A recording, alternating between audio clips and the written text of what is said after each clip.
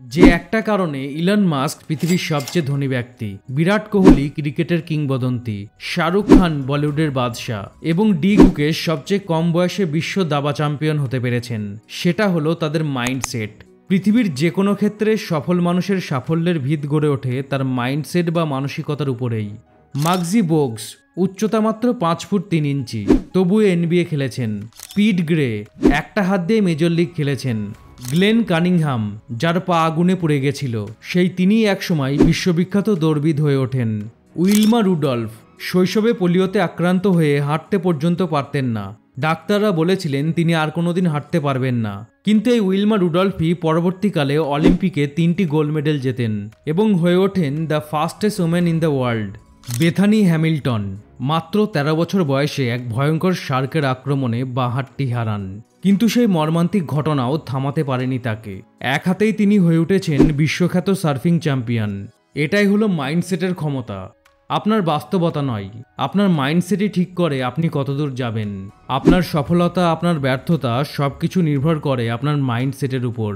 আপনি কোন পরিস্থিতিতে কিভাবে চিন্তা করেন, কি অনুভব করেন, কেমন আচরণ করেন, সবকিছুই আপনার মাইন্ডসেটের উপর নির্ভর করে। একজন মানুষের মাইন্ডসেট তার একাডেমিক, প্রফেশনাল, পার্সোনাল, সোশ্যাল জীবনের প্রতিটা ক্ষেত্রেই গভীর প্রভাব ফেলে। আর মাইন্ডসেটের এই অসাধারণ ক্ষমতা নিয়ে বিস্তারিত আলোচনা করেছেন সাইকোলজিস্ট ক্যারল ডুয়েক তার লেখা বই মাইন্ডসেটে। এই বইয়ে ক্যারল ডুয়েক ব্যাখ্যা করেছেন কোন ধরনের মাইন্ডসেট আমাদের এগিয়ে যেতে বাধা দেয়, কোন ধরনের মাইন্ডসেট আমাদের সফলতার দিকে নিয়ে যায়, আমাদের বাবা মা ও শিক্ষকরা আমাদের মাইন্ডসেট তৈরির পিছনে কতটা ভূমিকা রাখে, আমাদের মাইন্ডসেটের জন্য আমাদের কর্মজীবনে ও ব্যক্তিগত জীবনে কতটা খারাপ প্রভাব পড়ে এবং আমাদের মাইন্ডসেট কিভাবে পরিবর্তন করা যায়। ভিডিওটা একটু বড় হবে, কিন্তু গ্যারান্টি দিচ্ছি ভিডিওটা শেষ পর্যন্ত দেখার পর এমন কিছু জানতে, বুঝতে ও শিখতে পারবেন যেটা আপনার জীবন বদলে দিতে পারে। তাই আর কোনো রকম সময় নষ্ট না করে চলুন শুরু করা যাক। ক্যারল ডুয়েকের মতে আমাদের মাইন্ডসেট দুই ধরনের, ফিক্সড মাইন্ডসেট আর গ্রোথ মাইন্ডসেট। তো প্রথমে ফিক্সড মাইন্ডসেট বোঝা যাক। একবার এক সায়েন্টিস্ট কিছু ফ্লি অর্থাৎ এক ধরনের পোকা একটা কাচের জারের মধ্যে রাখলেন। এই পোকাগুলো আশ্চর্যজনক লাফানোর ক্ষমতার জন্য পরিচিত। এগুলো এদের উচ্চতার 100 গুণ পর্যন্ত লাফ দিতে পারে, অর্থাৎ কোনো কাচের জার থেকে লাফ দিয়ে বের হওয়া এদের জন্য মোটেও কঠিন কাজ নয়। কিন্তু সায়েন্টিস্ট একটা অস্বাভাবিক কাজ করলেন। যেই না পোকাগুলোকে কাচের জারের মধ্যে রাখা হলো, তিনি সাথে সাথেই জারের মুখ ঢাকনা দিয়ে বন্ধ করে দিলেন। শুরুতে পোকাগুলো স্বাভাবিক আচরণ করলো, বারবার লাফ দিতে লাগলো, বাইরে বেরোনোর চেষ্টা করলো, কিন্তু প্রতিবারই ঢাকনায় গিয়ে ধাক্কা খেলো। পোকাগুলোকে এইভাবেই রেখে দেয়া হলো। 3 দিন পর সায়েন্টিস্ট জারের মুখ খুললেন, ঢাকনা সম্পূর্ণভাবে সরিয়ে দিলেন। তো এখন লাফ দিয়ে পোকাগুলোর সহজেই জারের বাইরে চলে যাওয়ার কথা ছিল, কিন্তু অদ্ভুত কিছু ঘটলো। তারা এখনও লাফাচ্ছিল, কিন্তু ঠিক সেই উচ্চতা পর্যন্ত যেখানে ঢাকনা ছিল। তবে এখন তো আর কোনো ঢাকনা ছিল না। আসলে পোকাগুলো তাদের মনকে এই বিশ্বাস করিয়েছিল যে তারা এর চেয়ে আর উপরে যেতে পারবে না। পোকাগুলো তাদের লিমিট সেট করে নিয়েছিল, তাই তারা জারের বাইরে লাফ দেওয়ার চেষ্টা করা বন্ধ করে দিয়েছিল। কিন্তু বাস্তবে এখন পোকাগুলো সহজেই লাফ দিয়ে জারের বাইরে বেরিয়ে যেতে পারত। জানলে অবাক হবেন, পোকাগুলো তাদের পুরো জীবনের বাকি সময়টুকু এই একই রকমভাবে ঢাকনার অদৃশ্য সীমানা পর্যন্ত লাফ দিয়েই কাটিয়ে দিয়েছিল, এমনকি কাচের জার পুরোপুরি সরিয়ে ফেলার পরেও। এটাই হলো ফিক্সড মাইন্ডসেট। আমরাও অনেক সময় এই পোকাগুলোর মতোই আচরণ করি। সমাজ, পরিবার, স্কুল, কলেজ কিংবা আমাদের আশেপাশের পরিবেশ আমাদের মনে একটা লিমিট সেট করে দেয়। আমরা নিজেদের জন্য একটা কমফোর্ট জোন তৈরি করে ফেলি, তারপর আমরা সেই সীমা পেরোনোর চেষ্টা একেবারেই বন্ধ করে দিই এবং ধীরে ধীরে সেই ফিক্সড মেন্টালিটিতেই আটকে যাই। এবার গ্রোথ মাইন্ডসেট বোঝা যাক। ক্যারল ডুয়েক একবার এক গবেষণায় একটি স্কুলের কিছু স্টুডেন্টদের পাজল সমাধান করতে দেন। শুরুর পাজলগুলো ছিল স্টুডেন্টদের লেভেলের উপযোগী, তাই সব স্টুডেন্টই অনেক বেশি উৎসাহের সাথে পাজল সমাধান করছিল। কিন্তু যেই না পাজলগুলো কঠিন হতে শুরু করলো, সেই সব স্টুডেন্ট যারা একটু আগেই নিজের পাজল সমাধান দক্ষতার জন্য নিজেকে ট্যালেন্টেড ও স্মার্ট মনে করেছিল, তাদের উৎসাহ ও চেষ্টা অনেকটাই কমে গেছিল। ক্যারল যখন এই স্টুডেন্টদের জিজ্ঞাসা করলেন, তোমরা কি এই কঠিন পাজলগুলো বাড়িতে নিয়ে গিয়ে প্র্যাকটিস করতে চাও, তারা বিষয়টা একরকম এড়িয়ে গিয়ে বলল, না, দরকার নেই, এরকম পাজল তো আমাদের আগেও অনেকবার দেয়া হয়েছে। কিন্তু ক্যারল আর একটা গ্রুপের স্টুডেন্টদের একেবারে আলাদা আচরণ লক্ষ্য করলেন। এই স্টুডেন্টরা কঠিন পাজল দেখে ভয় পায়নি, বরং তারা এই কঠিন পাজলগুলোকে নিজের বুদ্ধি বাড়ানোর একটা সুযোগ হিসেবে দেখেছিল। ভুল হওয়া সত্ত্বেও তারা তাদের আগ্রহ ও চেষ্টা ধরে রেখেছিল। একজন স্টুডেন্ট তো এতটাই উৎসাহী ছিল যে সে ক্যারলকে অনুরোধ করেছিল, আপনি কি এই পাজলগুলোর নাম লিখে দিতে পারবেন? আমি বাড়ি গিয়ে এরকম আরও পাজল কিনে প্র্যাকটিস করতে চাই।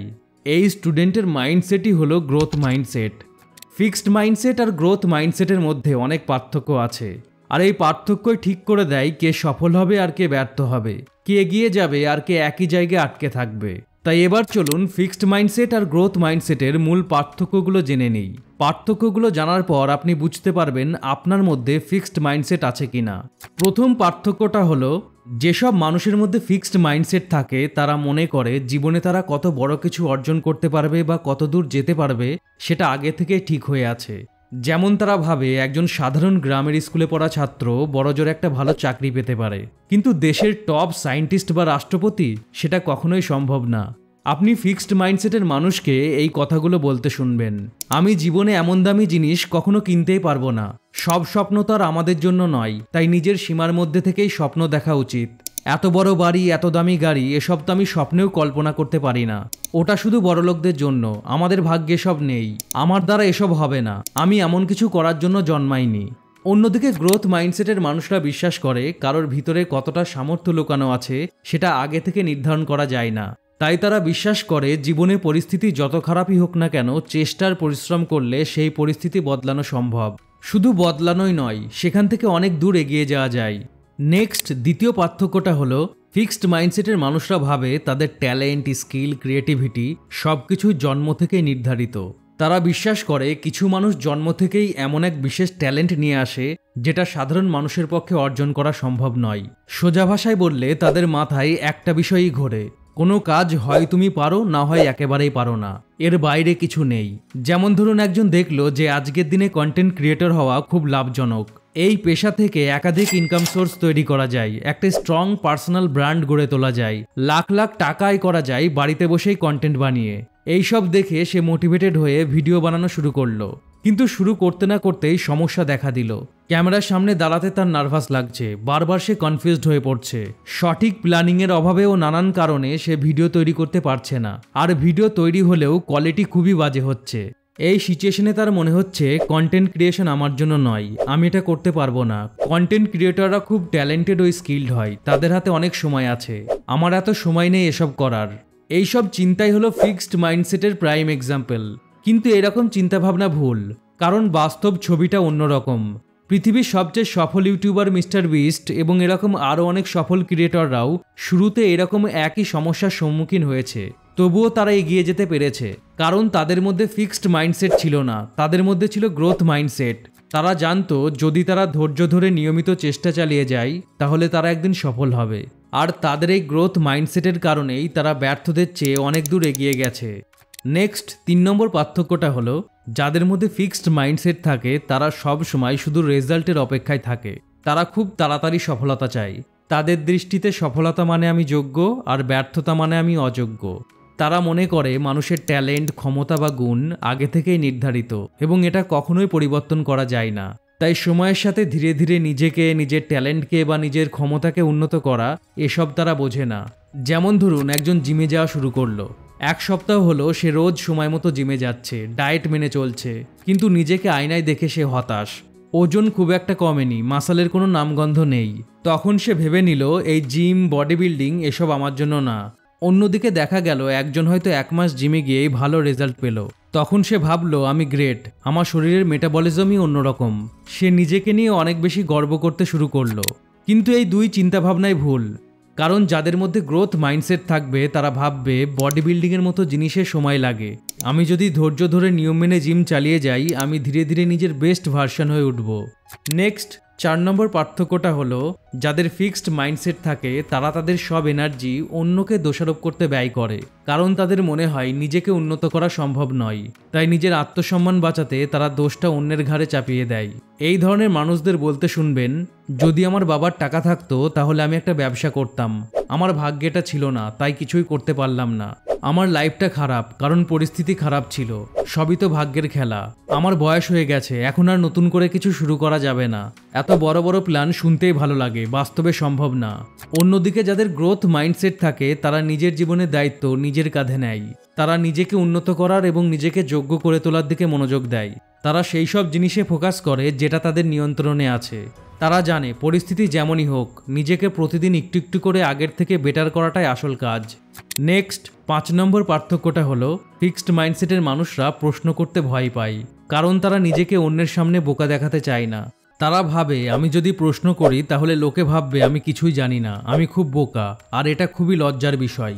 অন্যদিকে গ্রোথ মাইন্ডসেটের মানুষ মনে করে নিজের ভালোর জন্য সাময়িকভাবে অন্যের সামনে নিজেকে বোকা দেখানোই কোনো সমস্যা নেই, কারণ তারা জানে প্রশ্ন করা বোকার মতো মনে হলেও এটাই হলো কোনো কিছু শেখার প্রথম ধাপ।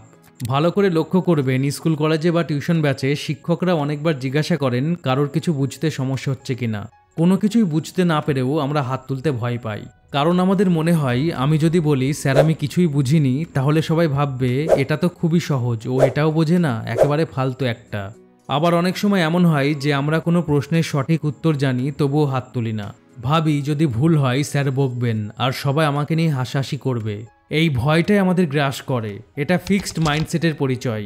যাদের মাইন্ডসেট এই ধরনের তাদের আত্মসম্মান এতটাই দুর্বল হয় যে তারা এই রকম সাধারণ বিষয়ে ছোট হতে চায় না, এমনকি কোনো কিছু শেখার সময়ও না। আর এটাই তাদের নতুন কিছু শেখা, নতুন অভিজ্ঞতা ও নিজের স্কিল ডেভেলপমেন্ট থেকে দূরে সরিয়ে রাখে। অন্যদিকে গ্রোথ মাইন্ডসেটের মানুষরা জানে নতুন কিছু শিখতে গেলে ভুল হওয়াটা স্বাভাবিক এবং শুরুতে আনপ্রফেশনাল দেখাবে, কিন্তু এটাই শেখার ও গ্রো করার আসল উপায়। নেক্সট 6 নম্বর পার্থক্যটা হলো যাদের মধ্যে ফিক্সড মাইন্ডসেট থাকে তারা পরিশ্রম করে শুধুমাত্র নিজের ইগো বা নিজের আত্মসম্মান রক্ষা করার জন্য। যেমন ধরুন আপনার পাড়ার কোনো একটা বাচ্চা খুব ভালো আঁকতে পারে, সবাই তার প্রশংসা করে।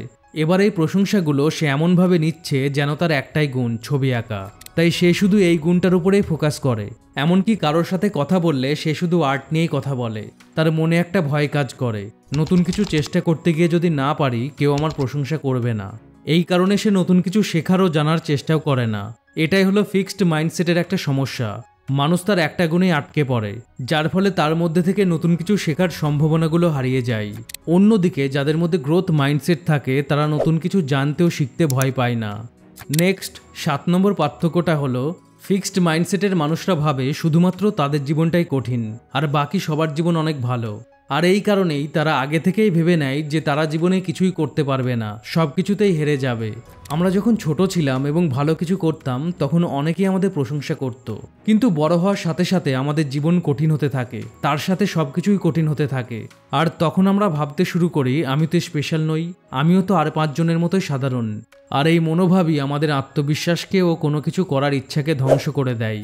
কিন্তু যাদের মধ্যে গ্রোথ মাইন্ডসেট থাকে তারা ভালো করেই জানে অনেক বড় সফল মানুষরাও শুরুতে সাধারণ ছিল বা হয়তো তার চেয়েও খারাপ অবস্থায় ছিল, কিন্তু সময়ের সাথে সাথে পরিশ্রম, চেষ্টা, শেখা আর আত্মোন্নতির মাধ্যমে তারা সাধারণ থেকে অসাধারণ হয়ে উঠেছে।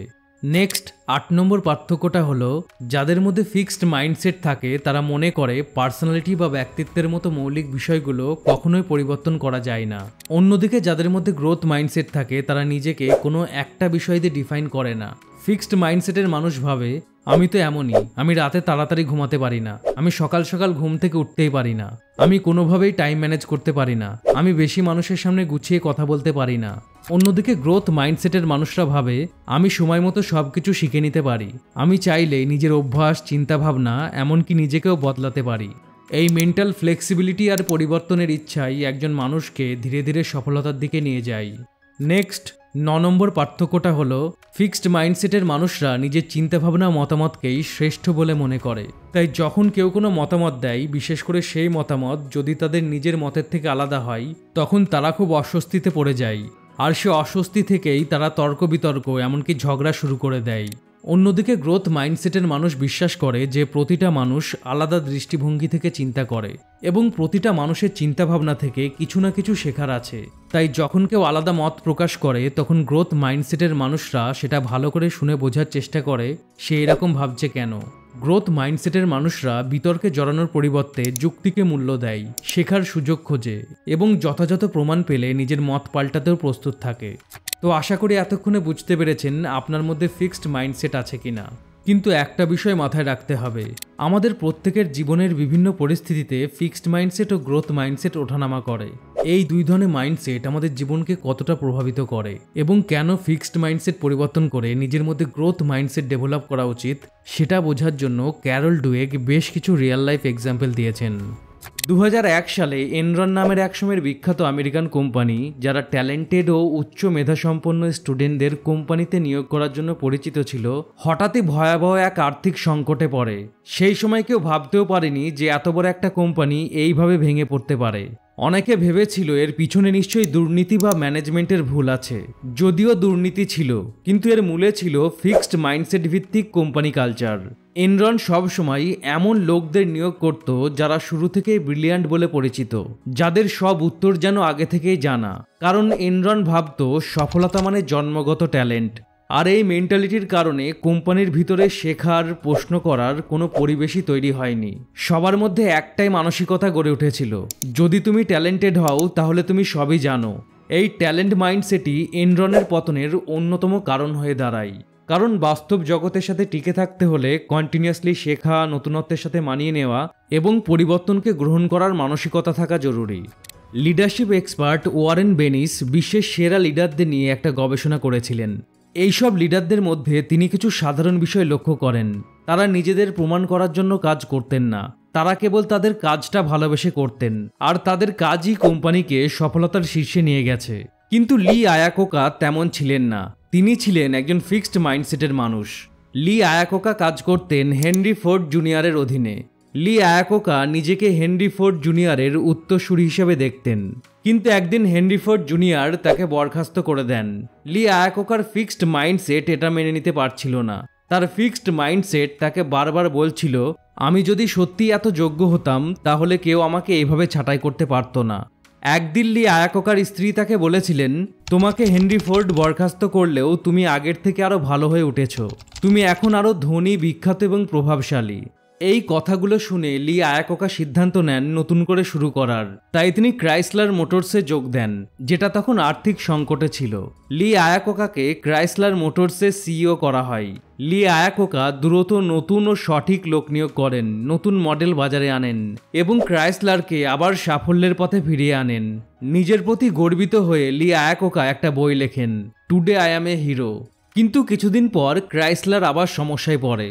এই পরিস্থিতিতে লি আয়াকোকার মাইন্ডসেট তাকে বারবার নিজেকে প্রমাণ করার দিকে ঠেলে দিচ্ছিল। তাই তিনি নিজের পাবলিক ইমেজ ভালো করার জন্য নিজের সময় এবং কোম্পানির অর্থ ব্যয় করতে থাকেন। ওয়াল স্ট্রিটকে ইমপ্রেস করার জন্য এবং ক্রাইসলারের শেয়ারের দাম বাড়ানোর জন্য তিনি বিপুল পরিমাণ অর্থ ব্যয় করেন, যে অর্থ আসলে নতুন গাড়ি তৈরির জন্য ব্যবহার করা উচিত ছিল। লি আয়াকোকা শুধু সিইও পদে টিকে থাকতে চেয়েছিলেন, যাতে তিনি পৃথিবীর মানুষের কাছে প্রমাণ করতে পারেন যে তিনি লুজার নন। কিন্তু শেষ পর্যন্ত ক্রাইসলারের বোর্ড লি আয়াকোকাকে সিইওর পদ থেকে সরিয়ে দেয়। এরপর যে নতুন সিইও আসে, তিনি ক্রাইসলারকে আরও ভালোভাবে পরিচালনা করেন। এটাই হচ্ছে ফিক্সড মাইন্ডসেটের প্রভাব। যদি কোনো লিডারের মধ্যে ফিক্সড মাইন্ডসেট থাকে, তাহলে তা পুরো একটা কোম্পানিকেও ধ্বংস করে দিতে পারে। এবার আরেকটা এক্সাম্পল দেখুন। 1980 সালে জ্যাক ওয়েলচ যখন জেনারেল ইলেকট্রিকের সিইও হিসেবে দায়িত্ব গ্রহণ করেন, তখন কোম্পানির ভ্যালুয়েশন ছিল $14 বিলিয়ন। 20 বছর পর সেই মূল্য বেড়ে দাঁড়ায় $490 বিলিয়ন। জেনারেল ইলেকট্রিক হয়ে ওঠে বিশ্বের সবচেয়ে মূল্যবান কোম্পানি। ফরচুন ম্যাগাজিন জ্যাক ওয়েলচকে তার সময়কার সবচেয়ে প্রশংসিত ও আলোচিত সিইও বলেছিল।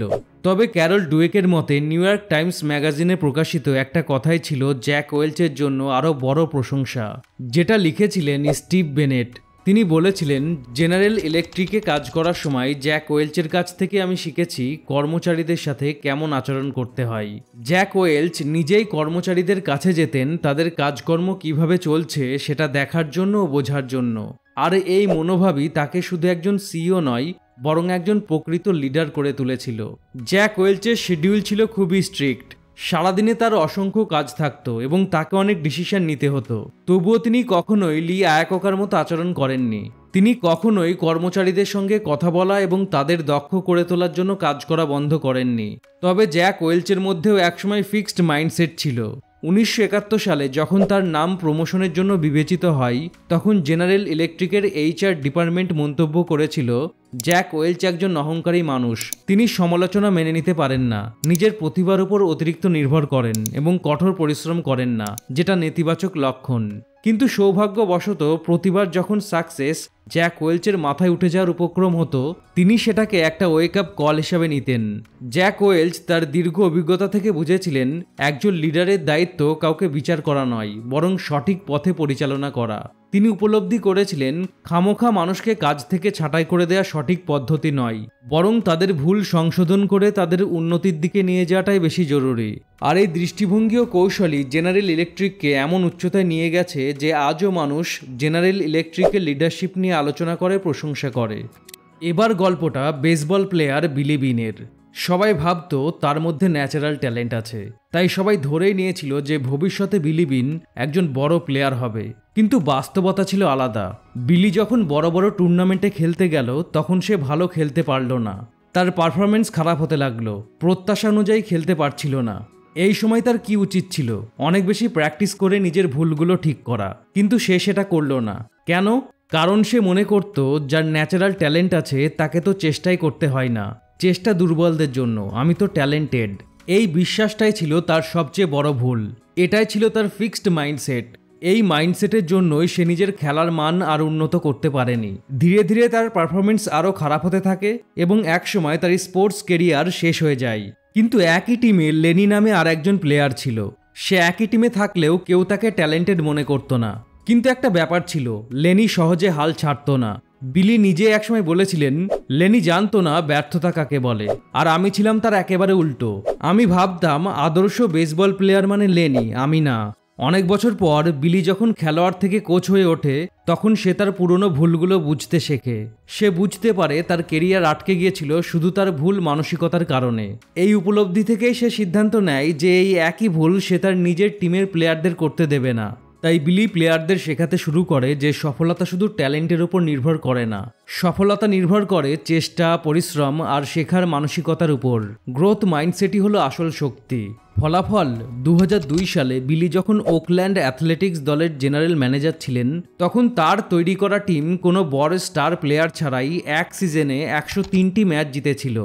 শুধু কর্মজীবন, ব্যবসা বাণিজ্য ও খেলাধুলা নয়, ফিক্সড মাইন্ডসেট ও গ্রোথ মাইন্ডসেট আমাদের সম্পর্ককেও প্রভাবিত করে।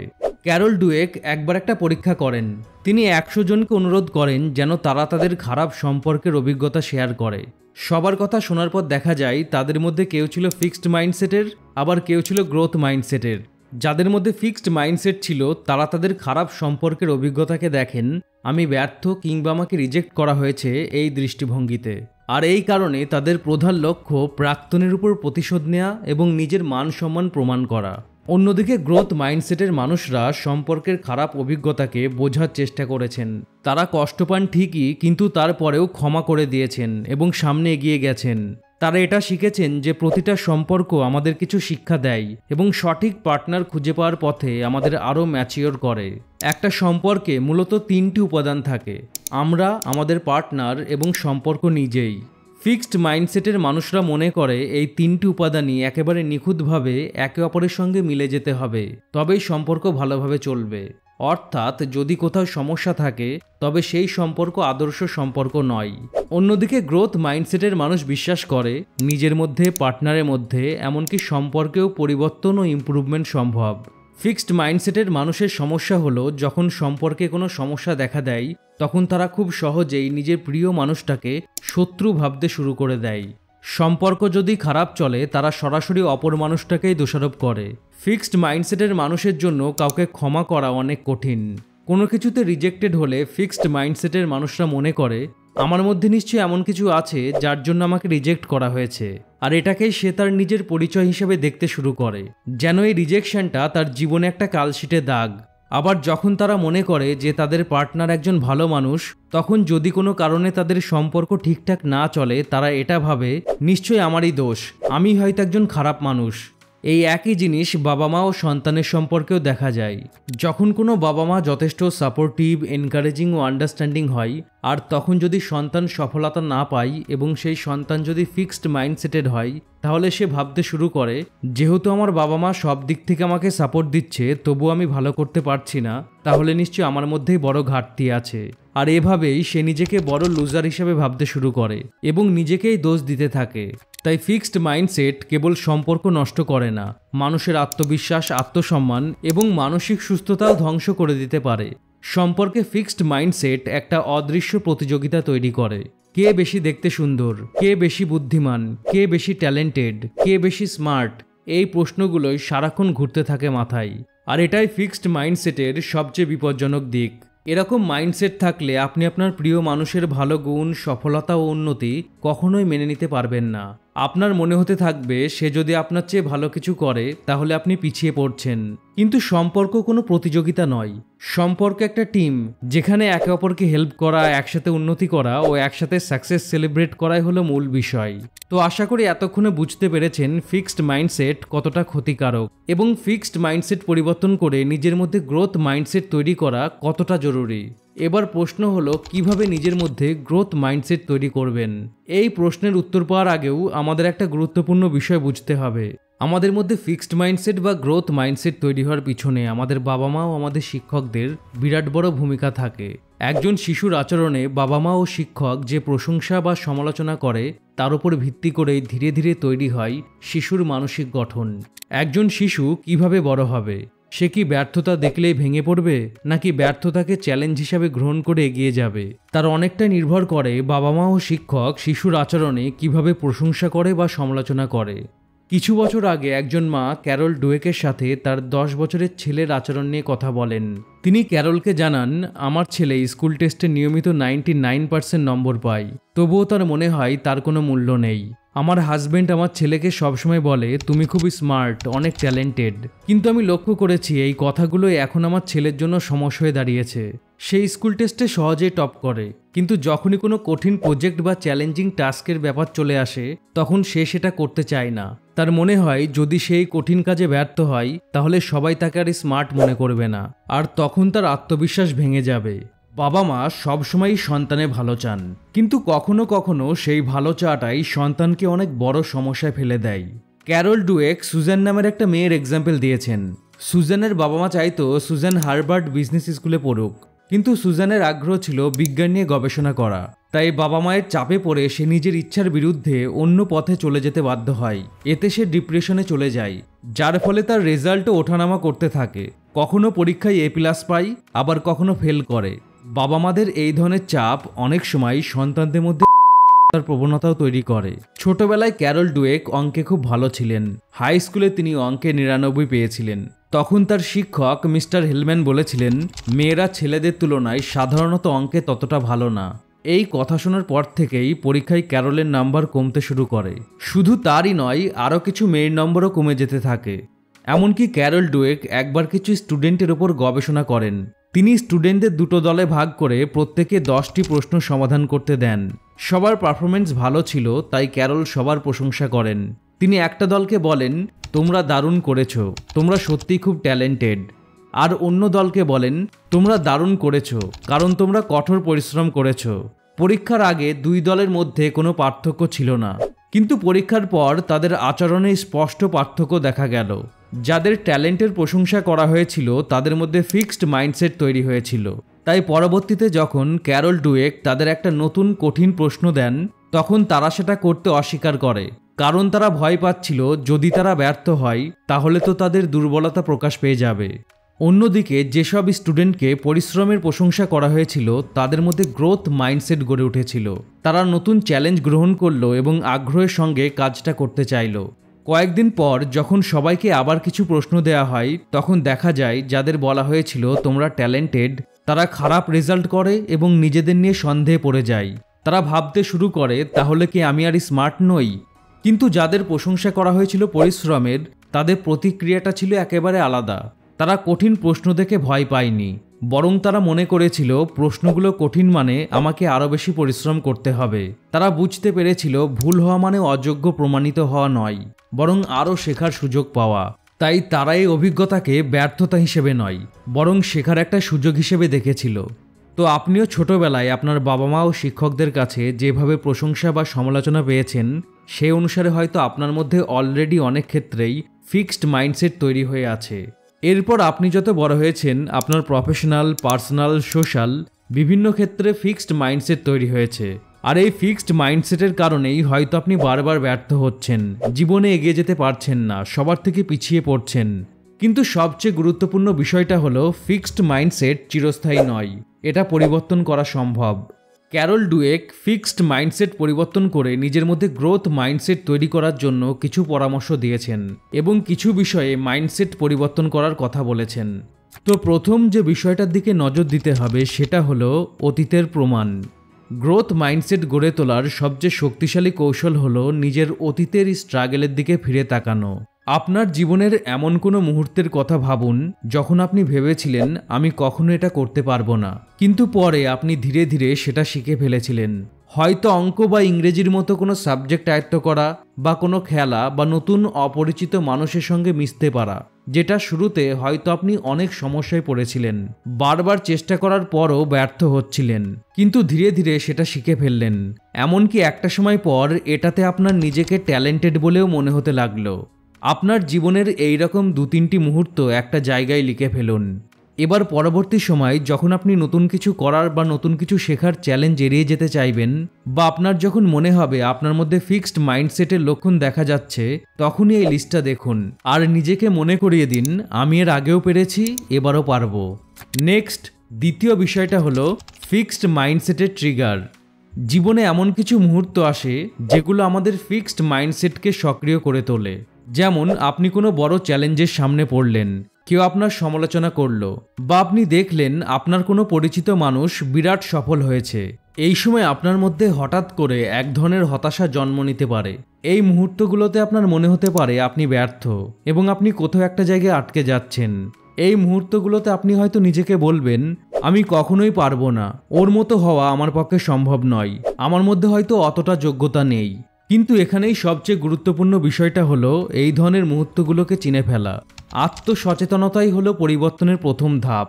তাই এই মুহূর্তগুলোতে নিজেকে জিজ্ঞাসা করতে হবে আমি এখন হতাশ অনুভব করছি কেন? আমি কি ধরে নিচ্ছি যে আমার ক্ষমতা নির্দিষ্ট ও পরিবর্তন অযোগ্য? আমি কি ইমোশনাল হয়ে এসব ভাবছি নাকি ভেবেচিন্তে? এই প্রশ্নগুলোর উত্তর খুঁজে পাওয়ার মধ্য দিয়েই আপনি আপনার ফিক্সড মাইন্ডসেটের উপর নিয়ন্ত্রণ আনতে শুরু করবেন। আর তখন আপনি নিজেকে থামিয়ে গ্রোথ মাইন্ডসেটের দৃষ্টিভঙ্গিতে বিষয়টা বোঝার চেষ্টা করবেন এবং নেক্সট আপনাকে কি করতে হবে, কোন অ্যাকশন নিতে হবে সেটা ঠিক করতে পারবেন। নেক্সট 3 নম্বর বিষয়টা হলো ট্যালেন্ট ও সাকসেস। ফিক্সড মাইন্ডসেটের কারণে আমরা বিশ্বাস করি ট্যালেন্ট জন্মগত, গড গিফটেড। আপনাকে এটা বিশ্বাস করা বন্ধ করতে হবে। যে কোনো সফল মানুষের সফলতার পিছনে শুধুমাত্র ট্যালেন্ট থাকে না, থাকে পরিশ্রম, অধ্যবসায়, প্র্যাকটিস, ডেডিকেশন এবং শেখার প্রতি কমিটমেন্ট। অনেকেই ভাবে মোজার্ট জন্মগতভাবে একজন গিফটেড পিয়ানো আর্টিস্ট ছিলেন, কিন্তু মানুষ যেটা জানে না সেটা হলো মাত্র 4 বছর বয়সে মোজার্ট এত বেশি পিয়ানো প্র্যাকটিস করেছিলেন যে তার হাতের গঠনই বদলে গেছিল। মোজার্টের বাবা নিজেই ছিলেন একজন দক্ষ মিউজিশিয়ান। তিনিই মোজার্টকে ডিসিপ্লিন ও নিয়মিত প্র্যাকটিসের মাধ্যমে গড়ে তুলেছিলেন। মোজার্টের মতো মাইকেল জর্ডান সম্পর্কেও অনেকেই ভাবে তিনিও জন্মগত ট্যালেন্টেড, কিন্তু বাস্তবটা হলো মাইকেল জর্ডান হয়তো বাস্কেটবলের ইতিহাসে সবচেয়ে হার্ডওয়ার্কিং অ্যাথলিট ছিলেন। বিশ্বের অন্যতম শ্রেষ্ঠ চিত্রশিল্পী জ্যাকসন পোলকের জন্য একসময় বহু আর্ট এক্সপার্ট বলেছিলেন ওর মধ্যে কোনো ট্যালেন্ট নেই, ও কখনো একজন সফল শিল্পী হতে পারবে না। তাদের মতে প্লকের আঁকার মধ্যে ন্যাচারাল ট্যালেন্টের অভাব ছিল। কিন্তু কিভাবে একজন অযোগ্য মানুষ বিংশ শতাব্দীর শ্রেষ্ঠ শিল্পীদের একজন হয়ে উঠলেন? যখন মানুষ জ্যাকসন প্লকের কাজকে নিয়ে ঠাট্টা মশকরা করতেন, তখনও প্লক রাত দিন আঁকতে থাকেন। তিনি এতটাই পরিশ্রম করতেন যে ধীরে ধীরে তিনি বিশ্বমানের শিল্পগুরুর দৃষ্টি আকর্ষণ করতে সক্ষম হন। তিনি শেখার জন্য নিজেকে উজাড় করে দেন। বছরের পর বছর ধরে প্র্যাকটিস আর স্ট্রাগলের পর জ্যাকসন প্লক হয়ে ওঠেন একজন ওয়ার্ল্ড ফেমাস পেইন্টার। আসলে যে মানুষগুলোকে আমরা জন্মগতভাবে ট্যালেন্টেড ভাবি, তাদের এইরকম ট্যালেন্টেড হয়ে ওঠার পিছনে আছে হাজার হাজার ঘন্টার প্র্যাকটিস, অসংখ্য ব্যর্থতা আর অসংখ্য রাত জাগায় স্ট্রাগল। তাই মনে রাখতে হবে, সফলতা কোনো জাদু নয়, সফলতা হলো অধ্যবসায়, পরিশ্রম এবং মানসিক দৃঢ়তার ফল। নেক্সট 4 নম্বর বিষয়টা হলো মস্তিষ্কের ক্ষমতা। আমরা অনেকেই আমাদের মস্তিষ্ককে এক ধরনের রহস্যময় বস্তু হিসেবে দেখি। আমরা অনেকেই জানি না আমাদের মস্তিষ্ক কিভাবে কাজ করে। আমরা ধরেই নিই যে আমাদের জন্ম থেকেই ঠিক থাকে আমরা কতটা বুদ্ধিমান হব, কতটা সফল হব। কেউ ভাবে আমার জন্ম থেকেই বুদ্ধি কম, আবার কেউ ভাবে ও অনেক বেশি বুদ্ধিমান আর আমার একটুও বুদ্ধি নেই। এই ধারণা আসলে ফিক্সড মাইন্ডসেটের ফল। কিন্তু বিজ্ঞান কি বলে? মডার্ন নিউরোসায়েন্স গবেষণায় প্রমাণিত হয়েছে মস্তিষ্ক এক ধরনের পেশির মতো। আপনি যত বেশি আপনার মস্তিষ্ক ব্যবহার করবেন, শেখার জন্য যত বেশি আপনার মস্তিষ্ক দিয়ে পরিশ্রম করাবেন, এটা তত বেশি শক্তিশালী হবে। আপনি যত বেশি নতুন কিছু শেখার চেষ্টা করবেন, নতুন নতুন চ্যালেঞ্জ গ্রহণ করবেন, আপনার ব্রেন সেল তত বেশি নিউরাল কানেকশন তৈরি করবে। যে কাজগুলো আপনার কঠিন মনে হয়, যে কাজগুলো থেকে আপনি দূরে সরে যান, সেগুলোই সহজ মনে হবে। নেক্সট 5 নম্বর বিষয়টা হলো আইকিউ ও সাকসেস। আজকের সময় দাঁড়িয়েও অনেকেই ভাবে যার আইকিউ বেশি তার ভবিষ্যৎ উজ্জ্বল, কিন্তু বাস্তবতা একেবারেই আলাদা। অ্যালফ্রেড বিনে প্রথম ইন্টেলিজেন্স টেস্ট করেছিলেন, কিন্তু তার উদ্দেশ্য ছিল না কে জীবনে সফল হবে আর কে ব্যর্থ হবে সেটা নির্ধারণ করা। তিনি শুধু দেখতে চেয়েছিলেন প্যারিসের স্কুলগুলোতে ছাত্রছাত্রীরা পড়াশোনায় কেমন পারফর্ম করছে। যদি কোনো ছাত্রের আইকিউ কম আসে, তাহলে তার মানে এই না যে সে অযোগ্য। এর মানে হলো স্কুলের শিক্ষাদানের পদ্ধতিতে পরিবর্তন দরকার। এরপর আসে টারমান স্টাডি, যেটা ছিল একটা দীর্ঘমেয়াদী গবেষণা। এই গবেষণায় হাই আইকিউ এর অনেক ছাত্রকে বছরের পর বছর ফলো করা হয়। গবেষণার রেজাল্ট ছিল আশ্চর্যজনক। বেশিরভাগ হাই আইকিউ ছাত্ররাই খুব সাধারণ চাকরিতে, যেমন পুলিশ, টাইপিস্ট বা অফিস ক্লার্কে যোগদান করেছিল। তাই এটা প্রমাণ করে যে আইকিউ আর সাকসেসের মধ্যে তেমন কোনো সরাসরি সম্পর্ক নেই। বরং গবেষণায় প্রমাণিত হয়েছে সফলতার আসল চাবিকাঠি হলো পরিষ্কার লক্ষ্য, আত্মবিশ্বাস আর বারবার চেষ্টা করে যাওয়ার মানসিকতা। আর এই প্রতিটা স্কিল শেখা যায়। তাই যখন দেখবেন কারোর আইকিউ হাই, তখন তাকে দেখে নিজের মনে ভয় বা হীনমন্যতা আনবেন না।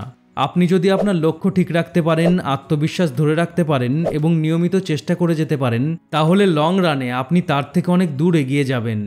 নেক্সট 6 নম্বর বিষয়টা হলো মার্কশিটের নাম্বার ও ভবিষ্যৎ। আমাদের মধ্যে ছোটবেলা থেকেই এই ধারণা ঢুকিয়ে দেওয়া হয় যে পরীক্ষায় কম নম্বর মানেই ভবিষ্যৎ নষ্ট। এই ধারণাটাই বদলাতে হবে। মার্কশিটের নাম্বার কখনোই কারোর ভবিষ্যৎ ঠিক করে না। ভবিষ্যৎ নির্ভর করে পরিশ্রম এবং সঠিক মাইন্ডসেটের উপর। পৃথিবীতে এমন অনেক মানুষ আছেন যারা বেশি পড়াশোনা করেননি, তবুও তারা গড়ে তুলেছেন বিশাল সাম্রাজ্য। আর সেটা সম্ভব হয়েছে তাদের মাইন্ডসেট আর পরিশ্রমের মাধ্যমে। নেক্সট 7 নম্বর বিষয়টা হলো মূল লক্ষ্য। অনেক সময় যে কোনো কাজে আমাদের মূল লক্ষ্য থাকে অন্যকে ইমপ্রেস করা এবং অন্যের কাছে নিজের একটা ভালো ছবি তুলে ধরা। যেমন পরীক্ষায় ভালো গ্রেড পাওয়া, অফিসে বসের কাছ থেকে প্রশংসা পাওয়া বা সোশ্যাল মিডিয়ায় অনেক অনেক লাইক পাওয়া। এগুলোই হয়ে ওঠে আমাদের প্রধান লক্ষ্য। কিন্তু এই ধরনের লক্ষ্য আমাদের মধ্যে ভুল করার ভয় বাড়িয়ে তোলে। আর তার ফলে আমরা প্রশ্ন করতে সংকোচবোধ করি এবং শেখার আনন্দ হারিয়ে ফেলি। কারণ আমাদের মূল উদ্দেশ্য হয়ে দাঁড়ায় সবাইকে ইমপ্রেস করার জন্য কাজ করা। কিন্তু আপনি যদি অন্যকে ইমপ্রেস করা নয়, শেখাকে আপনার মূল লক্ষ্য করেন, তাহলে আপনি শুধু অন্যের চোখে নিজেকে ভালো দেখানোর জন্য কাজ করবেন না, বরং নিজেকে সত্যিকারের দক্ষ করে তোলার জন্য কাজ করবেন। তাই আমি শুধু পরীক্ষায় A+ পেতে চাই, এটার পরিবর্তে লক্ষ্য হওয়া উচিত আমি সত্যি সত্যি বুঝতে চাই কিভাবে এগুলো আমি বাস্তব জীবনে প্রয়োগ করব। আমি শুধু প্রমোশন বা বসের প্রশংসা পেতে চাই, এটার পরিবর্তে লক্ষ্য হওয়া উচিত আমি এমন কিছু শিখতে চাই যেটা আমাকে দীর্ঘমেয়াদে দক্ষ মানুষ করে তুলবে। এই ধরনের লার্নিং গোলস আপনাকে শেখার প্রতি আগ্রহী করে তুলবে এবং দীর্ঘমেয়াদে আপনাকে অনেক বেশি দক্ষ করে তুলবে। আর এইভাবেই ধীরে ধীরে আপনি শুধু একজন সফল মানুষ নয়, একজন পরিপূর্ণ মানুষ হয়ে উঠবেন। নেক্সট 8 নম্বর বিষয়টা হলো প্রশ্ন। যখন ক্যারল ডুয়েক প্রথম শ্রেণীতে পড়তেন, তখন তার পরিবার একটা নতুন শহরে চলে যায়। নতুন পরিবেশ, নতুন স্কুল, নতুন বন্ধুবান্ধব, সব কিছুই তার কাছে ছিল অচেনা, অজানা। ক্যারল দেখলেন তার ক্লাসমেটরা অনেক কিছু আগে থেকেই জানে এবং শেখার দিক থেকে তার থেকে বেশি এগিয়ে। একদিন শিক্ষক ক্লাসে সবাইকে একটা চিঠি লিখতে বললেন। ক্লাসের বাকি শিশুরা চিঠি লেখা শুরু করে দিল, কিন্তু ছোট্ট ক্যারল তখনও বুঝে উঠতেই পারছিলেন না কি করতে হবে। নিজের মধ্যে ফিক্সড মাইন্ডসেট থাকার কারণে তিনি শিক্ষককে জিজ্ঞাসা করতে বা কারোর কাছে সাহায্য চাইতেও সাহস পেলেন না। তিনি ভাবছিলেন যদি আমি জিজ্ঞাসা করি তবে সবাই ভাববে আমি কিছুই জানি না, আমি খুব বোকা, এত সহজ জিনিসও পারি না। এই ভয়ই তাকে চুপ করিয়ে দিল। পরবর্তীকালে জীবনে তিনি উপলব্ধি করেন তার উচিত ছিল সাহস করে শিক্ষককে প্রশ্ন করা। এই অভিজ্ঞতা থেকেই ক্যারল ডুয়েক পরামর্শ দেন একটা প্রকৃত গ্রোথ মাইন্ডসেট তৈরি করার জন্য প্রশ্ন করা খুব জরুরি, কারণ প্রশ্নই শেখার দরজা খুলে দেয়। নেক্সট 9 নম্বর বিষয়টা হলো পরিস্থিতি। ফিক্সড মাইন্ডসেট থাকার কারণে আমরা প্রতিটা পরিস্থিতির ভিত্তিতে নিজের মধ্যে এক ধরনের নিজস্ব মানদণ্ড তৈরি করি এবং সেই মানদণ্ডে নিজেকে বিচার করি। কোনো কাজে সফল হলে আমরা ভাবি আমি খুব ভালো, আর যদি ব্যর্থ হই তখন ভাবি আমি অযোগ্য, অথবা এই ব্যর্থতার জন্য আমরা অন্য কাউকে দোষ দিই। এই মানসিকতা ধীরে ধীরে আমাদের আত্মবিশ্বাস নষ্ট করে এবং শেখার ইচ্ছা কমিয়ে দেয়। গ্রোথ মাইন্ডসেটের জন্য যে কোনো পরিস্থিতিতে প্রথমেই নিজেকে বা অন্য কাউকে বিচার না করে পরিস্থিতিটা ভালো করে বোঝার চেষ্টা করতে হবে। ভালো খারাপ সব পরিস্থিতিতেই সংবেদনশীল থাকতে হবে এবং সেটাকে নিজের উন্নতির জন্য ব্যবহার করতে হবে। সব পরিস্থিতিকেই শেখার সুযোগ হিসাবে দেখতে হবে এবং নিজেকে প্রশ্ন করতে হবে আমি এটা থেকে কি শিখতে পারি, আমার আরও কি ইমপ্রুভমেন্ট দরকার যাতে পরের বার আমি আরও ভালো করতে পারি। এই মনোভাবই আপনাকে প্রতিদিন একটু একটু করে কনফিডেন্ট, মেন্টালি স্ট্রং এবং সাকসেসফুল করে তুলবে। নেক্সট 10 নম্বর বিষয়টা হলো দায়িত্ব।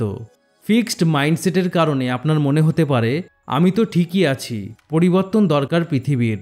আর এই মানসিকতার কারণেই আমাদের মনে হয় আমি একটা ভালো চাকরি, ভালো একটা বাড়ি, এমনকি একজন ভালো জীবনসঙ্গী পাওয়ার যোগ্য। আমার যোগ্যতা বুঝে সেই অনুযায়ী পৃথিবী আমাকে সব কিছু দিয়ে দেবে। কিন্তু যখন এমন কিছুই ঘটে না তখন আপনার মনে হবে আমার সাথে অন্যায় হচ্ছে। এই মাইন্ডসেট বদলাতে হবে। বিশ্বাস করতে হবে পরিবর্তনের শুরু হয় নিজের ভিতর থেকে। নিজের উন্নতির দায়িত্ব পুরোটাই নিজের। ভালো চাকরি, ভালো বাড়ি কিংবা ভালো জীবনসঙ্গী পরিশ্রম, চেষ্টা, শেখা ও নিজেকে উন্নত করার মাধ্যমে অর্জন করতে হয়, শুধুমাত্র বিশ্বাস করলে পাওয়া যায় না। এই মানসিকতা আপনাকে অভিযোগ নয়, দায়িত্ব নিতে শেখাবে, হতাশা কমাবে, সেলফ ডিসিপ্লিন তৈরি করবে। লাস্ট এবং 11 নম্বর বিষয়টা হলো আমাদের পরিবেশ। মাইন্ডসেট কেবল নিজের মনের জগতে গড়ে ওঠে না, আমাদের চারপাশের মানুষ, চারপাশের পরিবেশ এবং প্রতিদিন আমরা যাদের সাথে সময় কাটাই তাদেরও প্রভাব থাকে আমাদের মাইন্ডসেটের উপর। আপনি যদি এমন একটা পরিবেশে থাকেন যেখানে মানুষ কেবল জন্মগত ট্যালেন্টকে সম্মান করে, তাহলে ধীরে ধীরে আপনিও সেই বিশ্বাসে আক্রান্ত হবেন। কিন্তু আপনি যদি এমন মানুষের সাথে সময় কাটান যারা পরিশ্রম, চেষ্টা এবং শেখার মানসিকতাকে গুরুত্ব দেয়, তাহলে আপনিও ধীরে ধীরে নিজের মধ্যে গ্রোথ মাইন্ডসেট গড়ে তুলতে পারবেন। তাই আপনাকেই বেছে নিতে হবে কোন পরিবেশে নিজেকে রাখবেন, কোন মানুষদের সাথে সময় কাটাবেন। শেষ কথা একটাই, আপনার প্রতিভা, আপনার আইকিউ, আপনার ব্যাকগ্রাউন্ড, এগুলোর কোনো কিছুই আপনার ভবিষ্যৎ নির্ধারণ করে না। আপনি পরিশ্রম করার জন্য, শেখার জন্য, আত্মত্যাগের জন্য এবং ব্যর্থতার পর ঘুরে দাঁড়ানোর জন্য কতটা প্রস্তুত, এবং সর্বোপরি আপনার মাইন্ডসেটই ঠিক করবে আপনি কতদূর যাবেন, কতটা সফল হবেন। তো আশা করি আপনার মধ্যে যদি কোনো ফিক্সড মাইন্ডসেট থেকে থাকে, আপনি সেটা থেকে বেরিয়ে এসে নিজের মধ্যে গ্রোথ মাইন্ডসেট গড়ে তুলতে পারবেন এবং নিজের জীবনে পজিটিভ পরিবর্তন আনতে পারবেন। তাই যদি ভিডিওটা ভালো লাগে এবং যদি মনে হয় এই ভিডিও থেকে কিছু শিখতে পেরেছেন, তাহলে ভিডিওটা অবশ্যই লাইক করুন আর ভিডিওটা তাকে শেয়ার করুন আপনার মতে যার এই ভিডিওটা দেখা উচিত। কমেন্ট করে জানান আপনি নেক্সট কোন বইয়ের বুক সামারি ভিডিও চান। আর এরকম ভিডিও দেখার জন্য অনলি ফিউ মিনিটের ইউটিউব চ্যানেল সাবস্ক্রাইব করুন এবং অনলি ফিউ মিনিটের ফেসবুক ও ইনস্টাগ্রাম পেজ ফলো করুন। ভালো থাকুন, সুস্থ থাকুন, অনলি ফিউ মিনিট দেখতে থাকুন। আমি আপনার বন্ধু Shakil. Thanks for watching. Have a good day.